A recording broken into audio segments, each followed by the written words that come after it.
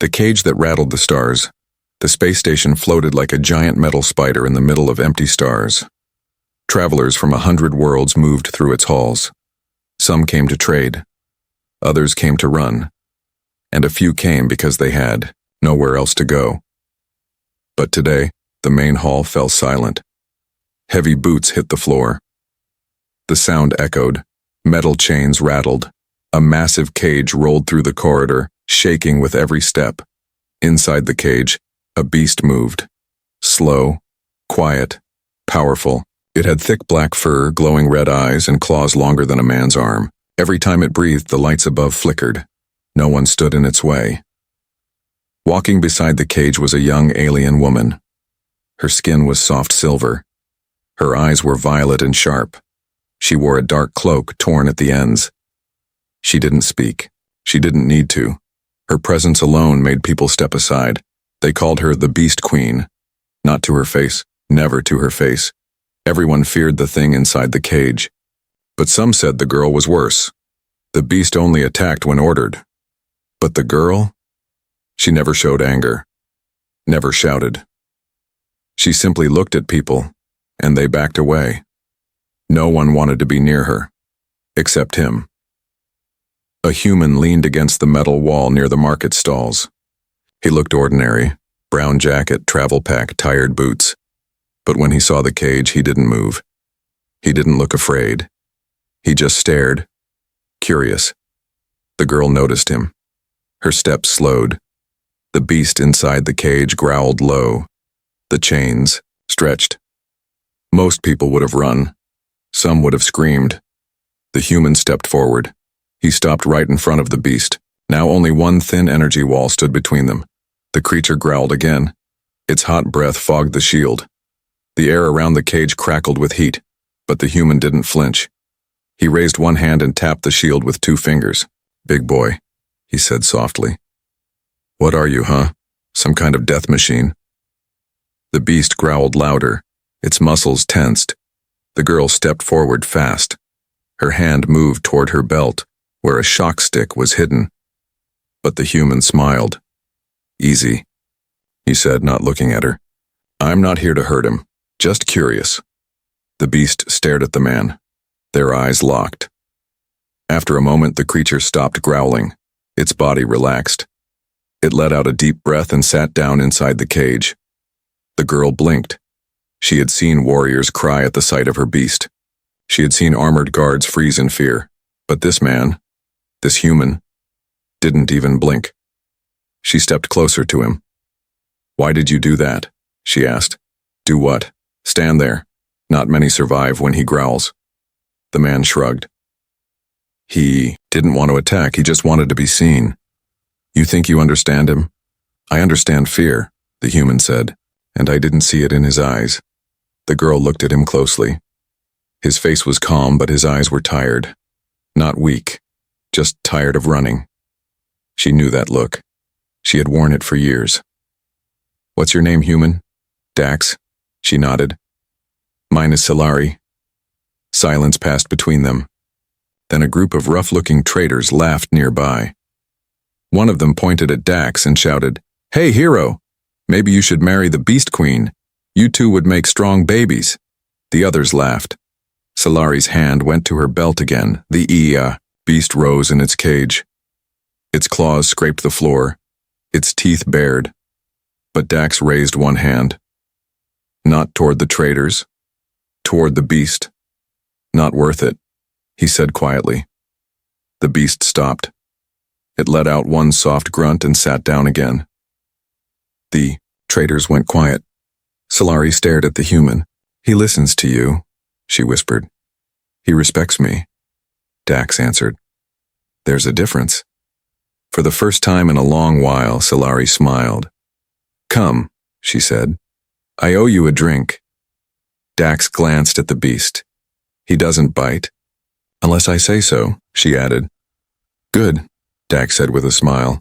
"I'd rather not be chewed up before dinner." And so the feared girl with the beast and the strange human who didn't flinch walked away side by side. Eyes followed them. Whispers spread. But one thing was now certain. The Beast Queen had found someone who saw her, not as danger, but as something more. A dinner, a dare, and a broken wall. The station's dining hall buzzed with voices, but the moment Solari and Dax entered, everything fell quiet. She walked with steady grace, her long cloak brushing the ground behind her. Her beast moved beside her cage, now hovering silently behind them like a shadow of death. Eyes widened, spoons dropped, and whole tables cleared as they passed. No one wanted to sit near the girl who controlled a monster, and no one dared speak when a human walked next to her like it was nothing. Dax didn't care about the stairs.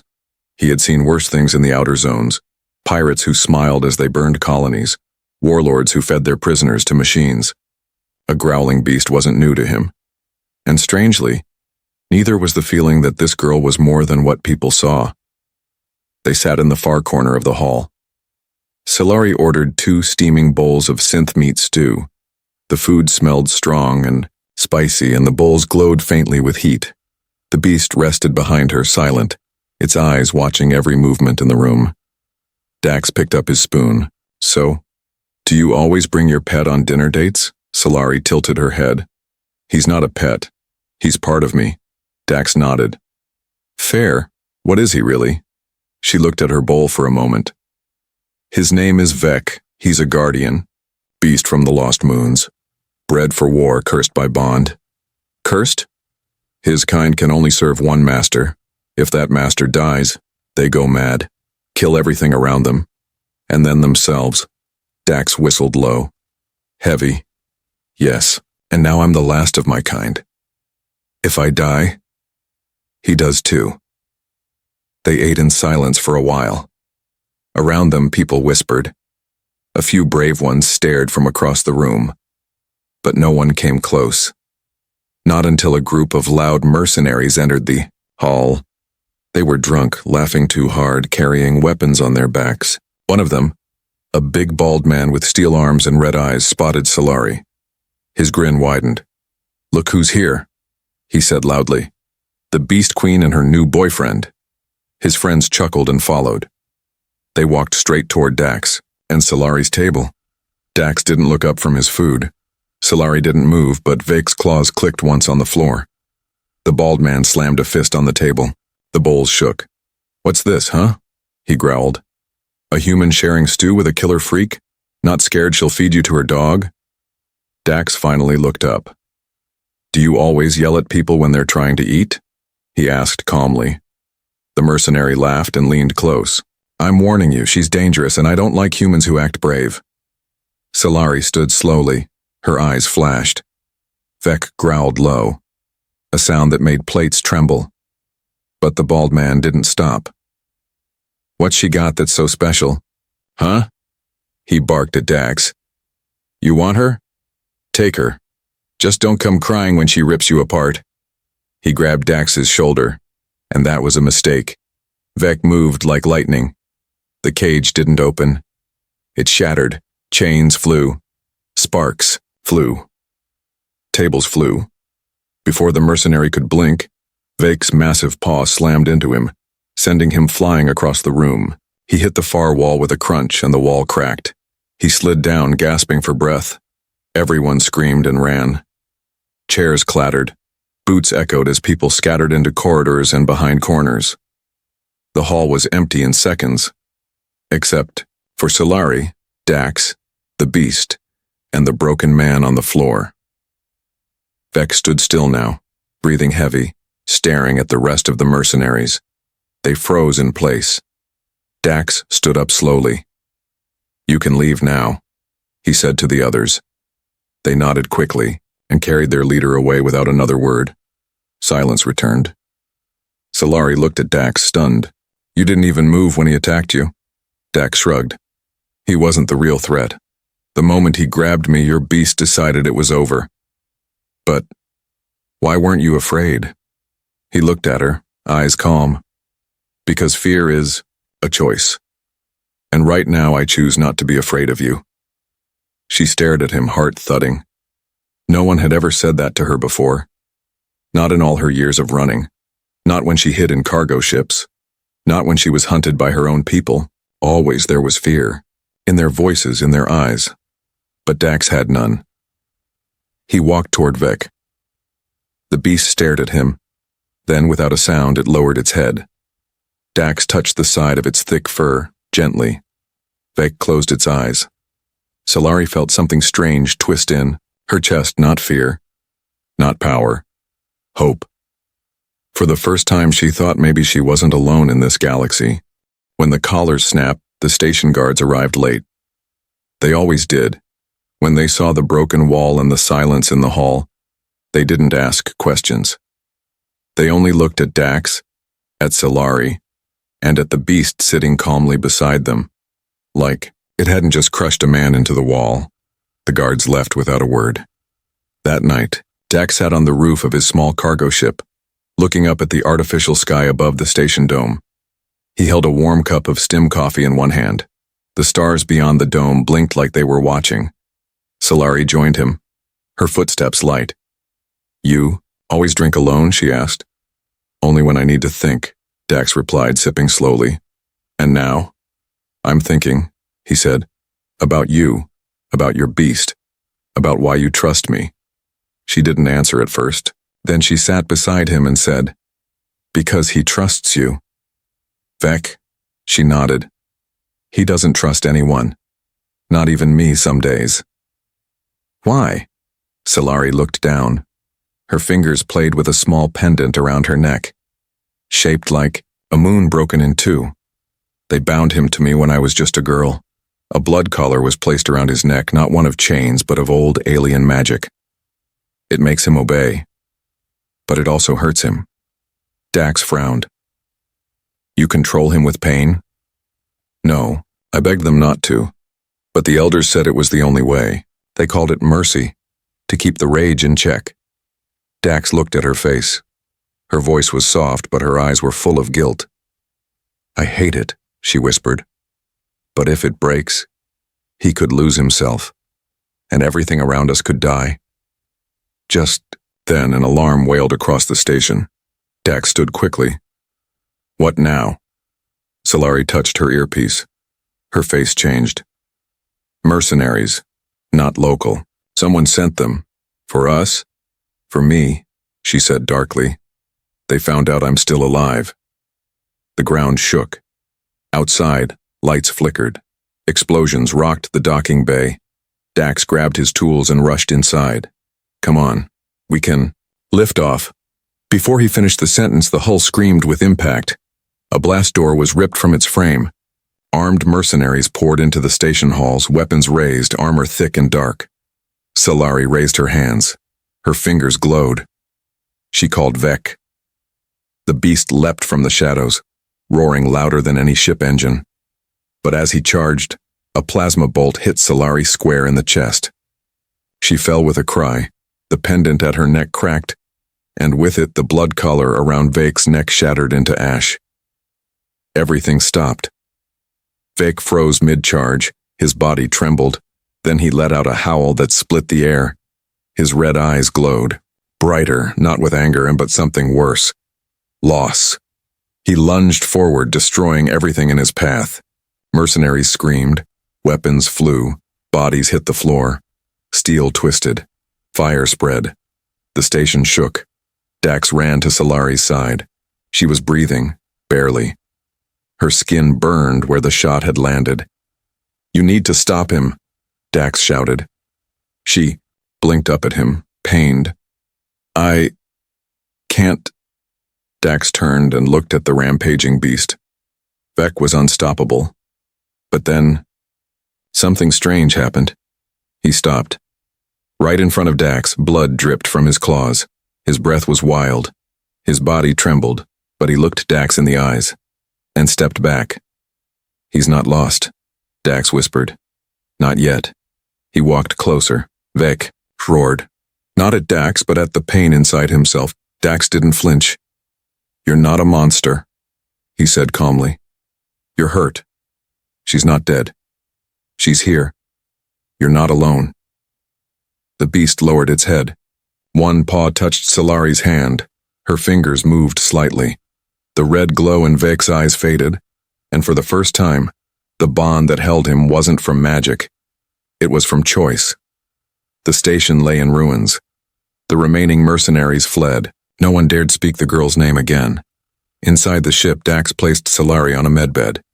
Her breathing was steady now. Her eyes fluttered open. "You stopped him?" she whispered. "No," Dax said softly. He stopped himself. Solari turned her head toward Vec, who lay near the doorway, breathing slow, watching her with calm eyes. "Then something's changed," she said. "He doesn't obey me anymore." Dax nodded. "He doesn't need to." A long silence passed. Then she whispered, "What happens now?" Dax looked out the cracked viewport. "Now, we run. Someone paid a lot to hunt you down, and after what just happened, they'll pay more." "Why would you stay?" she asked. "You barely know me." "Because you don't need to be alone," Dax said. "And neither does he." Her past was not dead. It hunted her. The ship drifted through black space, its engines running low and quiet. The damage from the ambush had scarred the hull, but Dax had patched it with every tool he could find. He wasn't a soldier. He wasn't a pilot. But he could keep a broken thing flying. Inside, the lights were dim. Solari lay on the medbed, her body still healing from the plasma shot. Her chest rose and fell slowly. Vec sat curled beside her, bed like a silent guardian. His claws were retracted and his eyes, though tired, no longer burned with rage.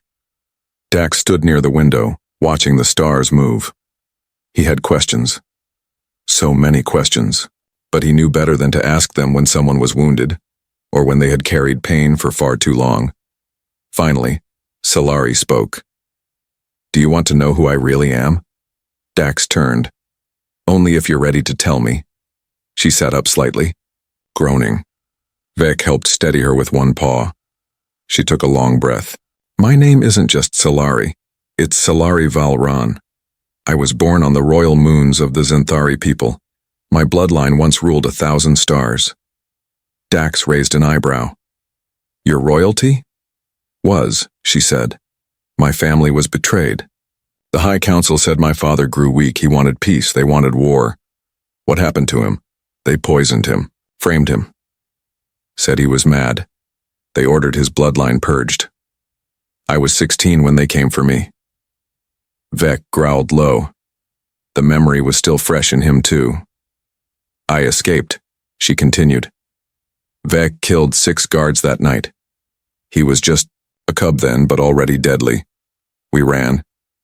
Hid in scrap ships, cargo bays, deserts. Years passed. I stopped using my full name, stopped speaking the old tongue. I became a shadow." Dax listened quietly. "They thought I died," she said. "But someone knows now. Someone sent those mercenaries. That means the Empire knows I'm alive. And they won't stop," Dax said. She nodded. "Not until they kill me. Or worse. Take Vec. Beasts like him were bonded only to royals. If they get him, they'll use him to create weapons again." Dax turned toward the ship's console. "We need to disappear, somewhere deep."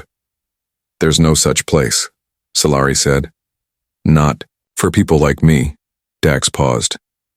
"You said you were the last of your kind?" "Yes. But that's not true anymore." She looked at him. He stepped closer. "You have me now, and Vec. That makes 3. 3 is enough to start something new." Her eyes searched his face. No one had ever said words like that to her. Not even her father. Not even in the safest days of childhood. Then a sudden beeping interrupted them. Dax moved to the radar. His face tightened. "We've got a tail.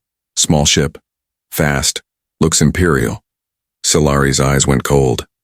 "How far?" 10,000 units. Maybe a few hours." She stood up, her legs shaking. "We can't outrun them. Their ships move like knives in space." "Then we fight?" Dax asked. She hesitated. "No. We hide." He gave her a questioning look. "There's an old moon near this sector," she said. "Once sacred to my family. It's cursed now. Even the Empire avoids it." "Cursed how?" "No one returns from it," she said. "But I know the land. We can disappear there. For a while." A while might be enough, Dax said. Set the course. The ship descended through thick gray clouds. The cursed moon was quiet. Too quiet. No lights, no signals. Just dead rock and broken statues half buried in ash. They landed near a cracked tower made of black stone. Vines wrapped around it. Bones lay scattered at its base. Nothing moved. Reminds me of home, Dax joked. Weakly, Solari didn't laugh. Her face was full of old memories. This was a temple once, she said. We came here as children to speak to the stars. It was a place of peace, but after the purge they used it to bury traitors. Vec sniffed the ground. His body tensed. What is it? Dax asked. Solari knelt by a stone plate. She brushed away dust and ash. Old carvings shimmered beneath. These names, they were my cousins. My aunts. They killed them all. Her hands trembled. Dax placed a hand on her shoulder. You're still here. That means they failed. She nodded slowly, but in the distance something moved. A silent shadow. Tall, cloaked in silver armor. Not a beast. Not a man. A hunter. The blood moon pack night came quickly on the cursed moon. Its blood-red sky glowed above broken trees and jagged stone. Shadows stretched long, and the silence grew heavy. No birds, no wind, no life. Only the soft sound of boots on ash and the quiet growl of a beast that never truly slept. Dax, Solari, and Vec moved deeper into the ruins. Ancient walls surrounded them, cracked towers, shattered statues, and empty altars forgotten by time. Solari walked with purpose, though her eyes were dark with memory. This place feels like a grave, Dax whispered. It is, Solari said. And more. Vec stopped suddenly, his ears twitching. He growled low, not from threat, but warning. Celery turned. We need to reach the central altar before moonrise. What happens at moonrise? Dax asked. She looked at him, and for the first time her voice trembled. If we don't complete the pact by then, I will lose control of Vec, fully, forever. Dax stared at her. What pact? She led him forward, her footsteps fast now. It's an old rite, blood-moon bonding, not just control. Something deeper, only done when a guardian-beast bond is broken. They stepped into a circular stone chamber, open to the red sky. In its center stood a wide altar covered in old markings. Black vines crept across its base. The wind whispered through the broken pillars, speaking a language that no longer belonged to the living. Solari placed her hand on the altar. If we do this, she said softly, you and I, we won't be the same. Dax stood beside her. Tell me everything. She nodded slowly. Vec's soul is tied to mine. When the blood collar was destroyed, that link shattered. He controls himself now, but not for long. The beast inside will grow wild again, unless we replace the bond. How? Dax asked. We form a new link, one built by choice, one built through pain. I cut myself, you cut yourself. Our blood joins on the altar, and Vec drinks from it. Dax raised an eyebrow. That sounds a bit extreme. If it goes wrong, she said, Vec could die, or we could. It only works if both of us mean it. No lies, no fear. Dax looked at the altar, then at Vec, who now stood behind them, watching with burning eyes. You trust me that much? He asked. I wouldn't ask if I didn't. Dax didn't speak. He simply rolled up his sleeve. Solari stared. You're not even going to think about it? She asked. He pulled out his knife. I already did. Back on the station when he could have torn me apart. But didn't. I knew then. I'm not just here to run. I'm here to stand with you. She reached for her own blade.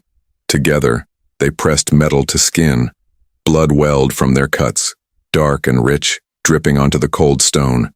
The altar pulsed. Faint red lines glowed across its surface like veins waking up. Vec stepped forward, his eyes locked on them both. His claws tapped the stone. He lowered his head and drank. The altar lit up. A beam of red light burst into the sky, cutting through the clouds. The ground shook. Wind howled. The vines around the altar turned to dust. Solari. cried out as the energy surged through her veins. Dax gritted his teeth, his knees buckling. It felt like something ancient had entered his soul. Not cruel, not evil, but wild, massive, sacred. Then silence. The light vanished. Vake stood between them, eyes calm, soft even. For the first time, he let out a sound that was not a growl, but something like a low hum. Peace.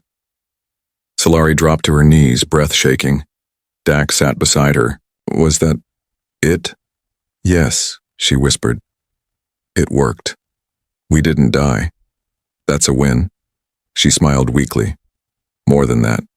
You're one of us now. He looked at his cut. The skin was already healing, but a faint red mark remained, shaped like the moon above them. Vec nuzzled Solari's shoulder. Then for the first time he pressed his head gently against Dax's arm. Dax blinked. Did he just thank me? I think he did, Solari said.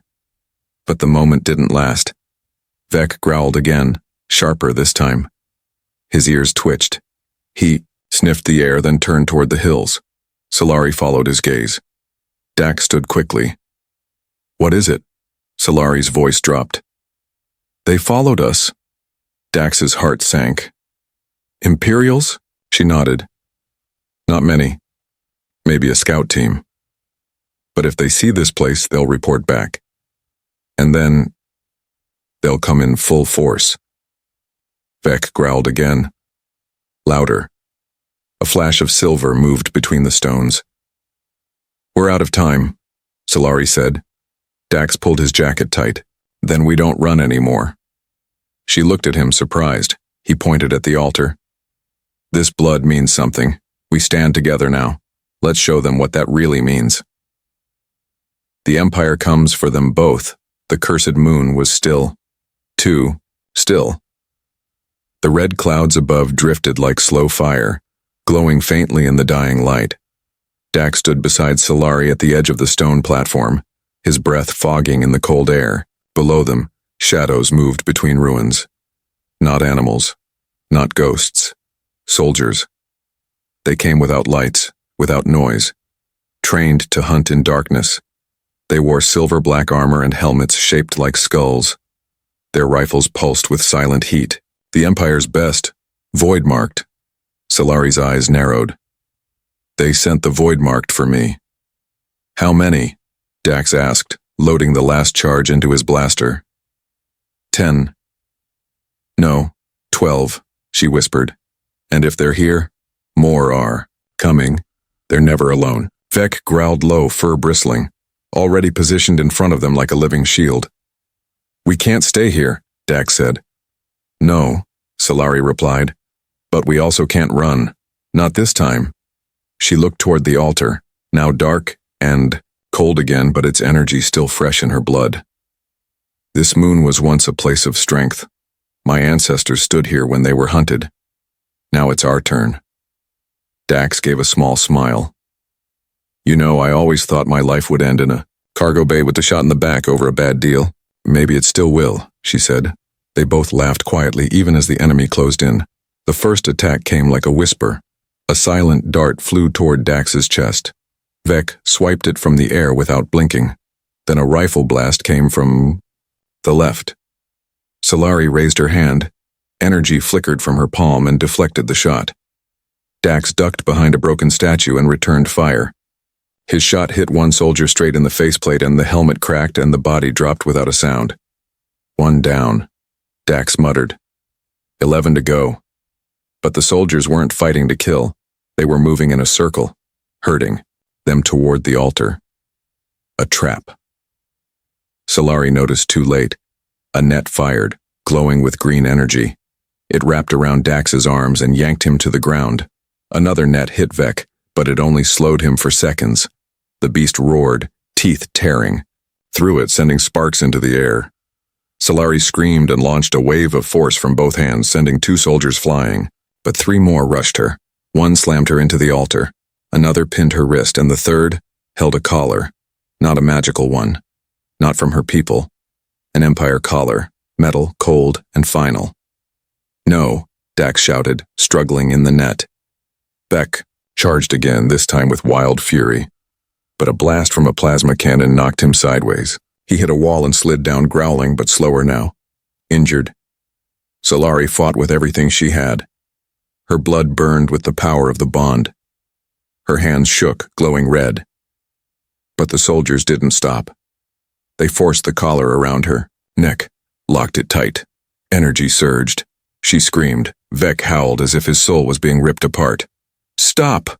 Dax shouted. "You'll kill her!" A tall figure stepped from the shadows. Not armored like the rest. This one wore royal silver robes trimmed with black. His skin was pale, eyes sharp and cruel. He looked at Dax like a man would look at a worm.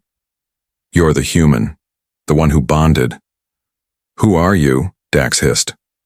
"Lord Varen, heir to the Imperial throne," the man said proudly, "and the rightful keeper of the Zenthari beast." He turned to Solari, now weak in the soldier's grip. "Your blood is wasted. Your father was a fool. Pieces for the dead." "You'll never control him," Solari gasped. "He chose us." "He will obey," Virain said calmly. "Once you're gone." He raised a blade. Dax moved without thinking, broke free of the net, dove forward and tackled Virain to the ground. The blade dropped. The soldiers aimed but hesitated, afraid to hit their own lord. Vec rose slowly, blood running from his side. He saw Dax bleeding from a stab in the shoulder, and something inside the beast snapped again. But this time it didn't explode into rage. It focused. He lunged forward faster than the eye could follow, and tore through the soldiers like paper. Armor cracked, weapons shattered, bones broke. He stood between Solari and Virain, growling, daring anyone to move. "Stop," Dax said, holding his wound, rising beside the beast. "You think fear wins wars? You think pain builds loyalty? You're wrong. You're just a human." Virain spat. "Yeah," Dax said, "and yet your army can't touch her. Because I stood with her. Because he did too." Solari's collar sparked and broke. The energy from the altar pulsed again, called by blood, by will, by love.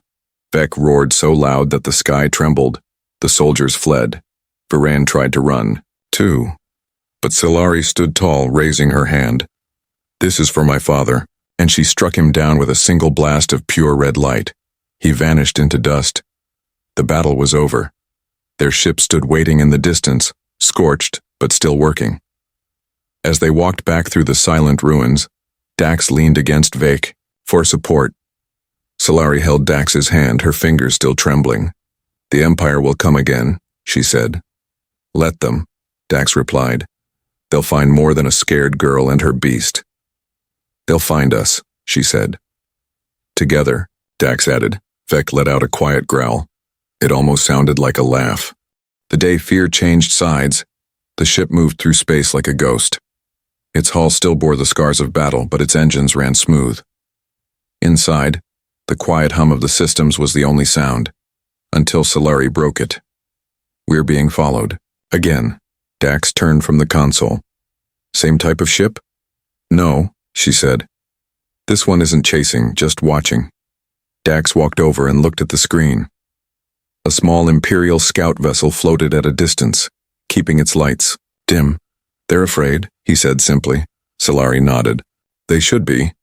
Vec sat near the back of the ship, tail slowly sweeping across the floor, eyes fixed on the shadows of space beyond the windows. He didn't growl. He didn't move. He didn't have to. His presence was enough now. Since the fight on the cursed moon, something had changed. Not just in Solari, not just in Dax, but in the galaxy itself. Word of what happened had already spread, faster than any ship. The Empire had sent their best and still failed. The beast, once a symbol of fear, now answered to a human. A human who never flinched. A human who stood beside an exiled girl and made her believe she wasn't cursed, but chosen. The galaxy was paying attention.